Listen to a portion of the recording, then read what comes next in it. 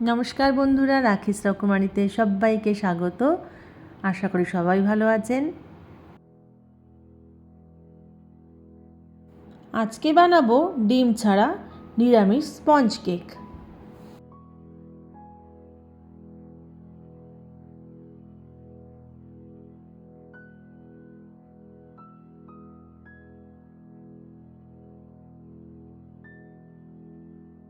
প্রথমে আমি এক বাটি চিনি ডাস্ট নিয়ে নিলাম, যেটা আমি আগেই ডাস্ট করে রেখেছিলাম। সেই বাটির মাপ করেই দেখুন তেল নিয়ে নিচ্ছি আমি হাফ বাটি। এই তেল আর চিনির গুঁড়োটাকে ভালো করে মিক্সড করে নিতে হবে প্রথমে। এখানে একটা কথা বলে রাখি, আপনারা যেই বাটির মাপটা করে নেবেন সেই বাটিতেই সবটা নেবেন। মানে যেই বাটিতে আপনারা চিনিটা নেবেন সেই বাটিতেই আপনারা মাপ করে তেল নেবেন ও অন্যান্য ইনগ্রেডিয়েন্টস নেবেন। এইভাবে চিনির গুঁড়োটা আর তেলটা ভালো করে মিক্সড করে নেওয়ার পরে দেখুন সেই বাটির মাপ করেই আমি প্রথমে এক বাটি ময়দা দিচ্ছি, তারপর আরও হাফ বাটির থেকে একটু কম ময়দা দিয়ে দিলাম। এবার সেই বাটিরই পৌনে এক বাটি দুধ নিয়ে নিয়েছি আমি, সেটাকে অল্প অল্প করে এবার মিক্সড করতে হবে। দেখুন আমি একবারে কিন্তু দিচ্ছি না, আমি অল্প অল্প দুধ দিয়ে ভালো করে এটাকে মিক্সড করে নিচ্ছি।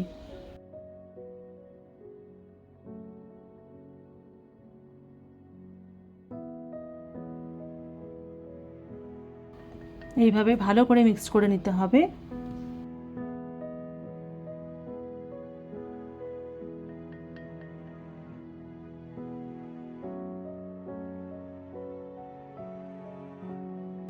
আমি খুব ভালোভাবেই মিশিয়ে নিয়েছি।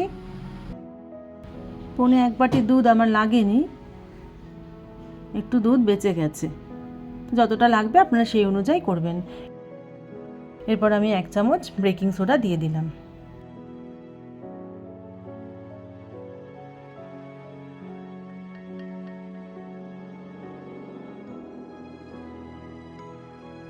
যেহেতু ডিম দিচ্ছি না তার জন্য 1 চামচ ভিনিগার এখানে দিয়ে দিলাম, যাতে করে কেকটা স্পঞ্জি হয়। ভালো করে মিক্স করে নিচ্ছি যেন কোনো লাম্প না থাকে। দেখুন এরকম স্মুথ একদম করতে হবে মিক্সড করে করে। এরপর আমি 1 চামচ স্ট্রবেরি সিরাপ দিয়ে দিচ্ছি। যেহেতু বাড়িতে আমার এই মুহূর্তে স্ট্রবেরি সিরাপটাই ছিল, সামান্য ফ্লেভারের জন্য আমি 1 চামচ স্ট্রবেরি সিরাপ দিয়ে দিলাম, দিয়ে ভালো করে মিক্সড করে নিচ্ছি। দেখুন ব্যাটারটা আমার পুরোটাই ভালো মতো মিক্সড হয়ে গেছে।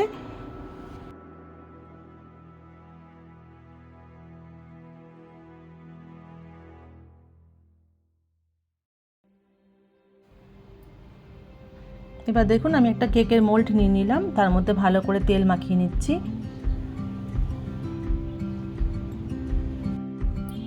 ভালো করে মাখিয়ে নিয়ে বাটার পেপারটা সাইজ করে কেটে রেখেছিলাম সেটাকে সেট করে দিলাম।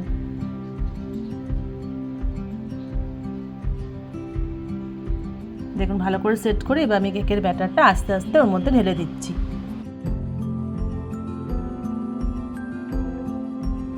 দেখুন আমি আস্তে আস্তে পুরোটা এর মধ্যে ঢেলে নিচ্ছি।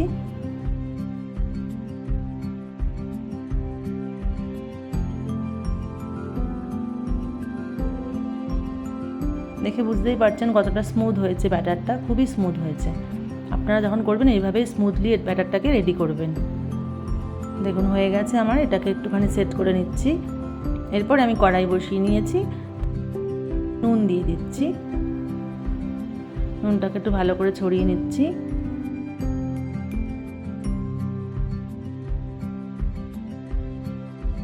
তারপর একটা স্ট্যান্ড বসিয়ে দিলাম।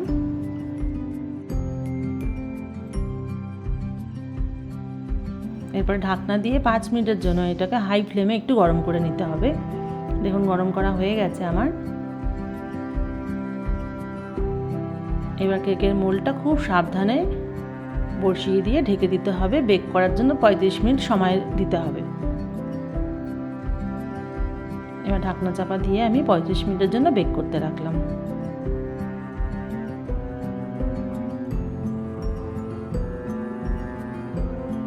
দেখুন 35 মিনিট পর আমি ঢাকনা খুললাম।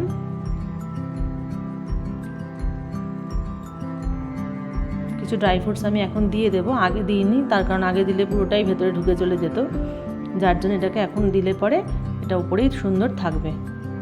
তা আমার ঘরে যেটুকু ড্রাই ফ্রুটস ছিল এই মুহূর্তে আমি সেইটুকুই দিতে পারছি এখন। আমন্ড, কাজু, কিশমিশ দেখুন সাজিয়ে নিয়েছি। এবার আমি এটাকে আবার ঢাকা দিয়ে দেবো, বেক করবো 15 মিনিট।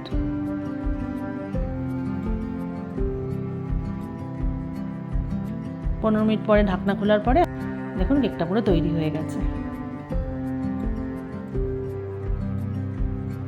এইভাবে আপনারাও নিরামিষ কেক বানিয়ে নিতে পারবেন বাড়িতে। আজকে যেহেতু জন্মাষ্টমী, তো সেহেতু আপনারা ঠাকুরকেও গোপালকেও ভোগ দিতে পারবেন, কোনো অসুবিধা নেই। আমার কেকটা ভালো লাগলে অবশ্যই আপনারা পাশে থাকবেন, লাইক, শেয়ার, কমেন্ট করবেন। আর যারা আমার চ্যানেলটি সাবস্ক্রাইব করেননি তারা প্লিজ একটু সাবস্ক্রাইব করে দেবেন।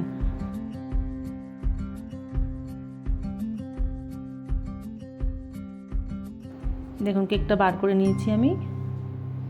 অবশ্যই ঠান্ডা হয়ে গেছে কেক, তারপরে আমি এটাকে বার করছি। গরম গরম কিন্তু বার করতে যাবেন না।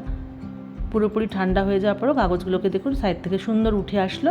এরপরে আমি পিস করে কেটে নিচ্ছি।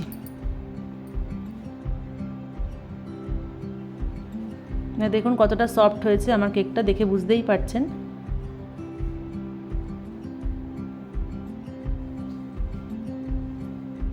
খুব সুন্দরভাবে কেকটা আমার বেরিয়ে আসবে।